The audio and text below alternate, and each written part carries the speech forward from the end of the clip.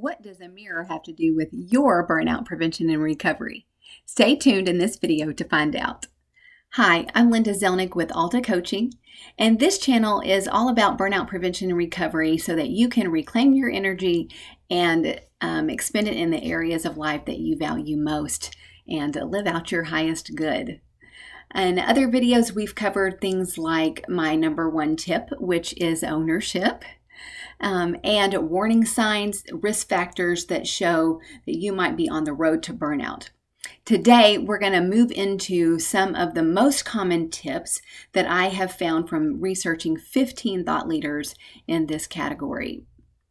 So I hope you'll stay with me and hang with me to find out this first tip, and that if you're enjoying this channel, you'll hit the subscribe button and like this video. All right, so let's move forward, and I'll link to today. One of these tips is the same first step in my ULTA coaching framework.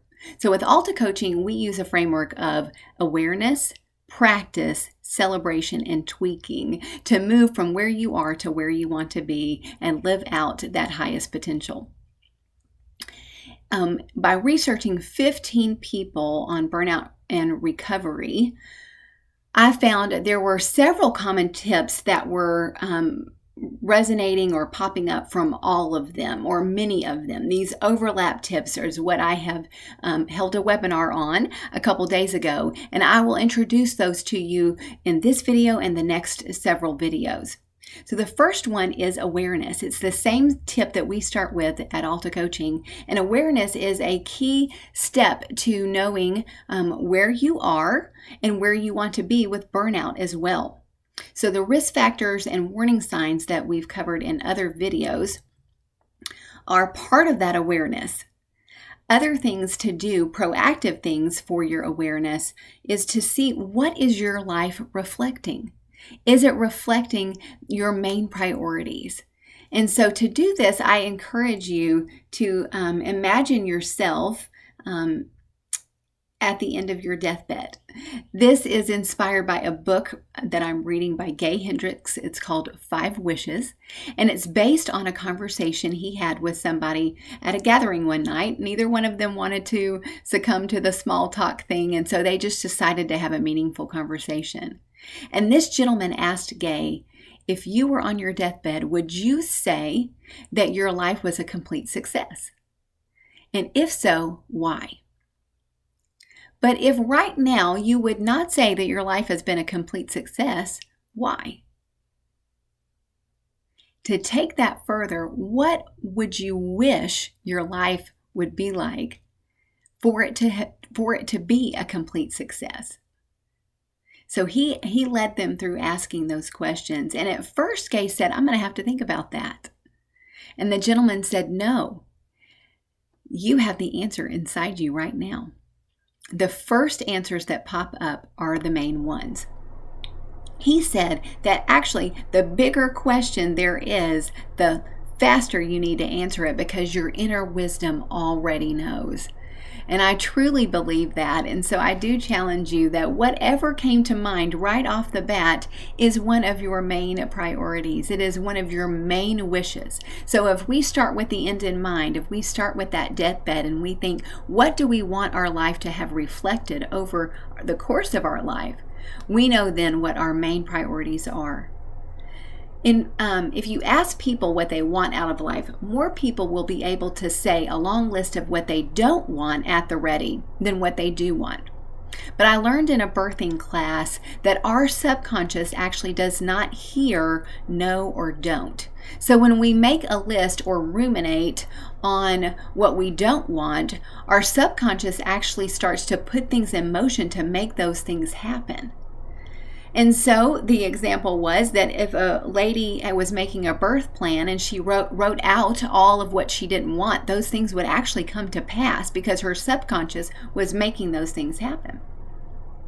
So I encourage you today to think about what you wish from a positive perspective, what you want life to reflect or to have reflected at the end. And then this book also says, so once you start with a wish, you then turn it into an actionable present day goal to describe how that wish is going to come true. So if a wish is about meaningful relationships, then an actionable present day goal is to show up in those relationships authentically, honestly, with care, compassion, kindness, and presence. So that would be my present day goal for my wish of having meaningful relationships.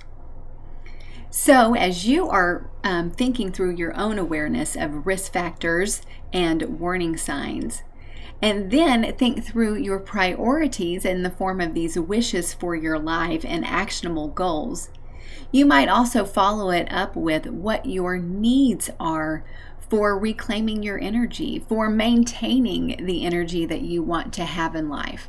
So what are your physical needs, emotional, relational, spiritual needs?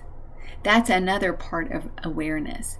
So when we are able to identify both needs and wishes or goals, we then can live life with the intention of our life reflecting those values.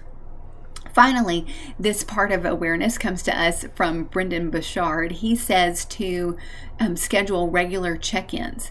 He suggests weekly so that you can then look and compare what the week was, how you performed against your needs and priorities, and be brutally honest with yourself. It doesn't do us any justice to hide the truth.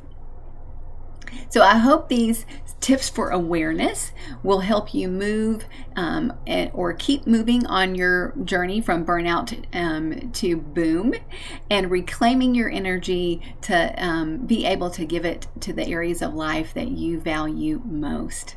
Again, this is Linda Zelnick with ULTA Coaching, and I hope you'll subscribe to this channel and like this video if you've gained value from it.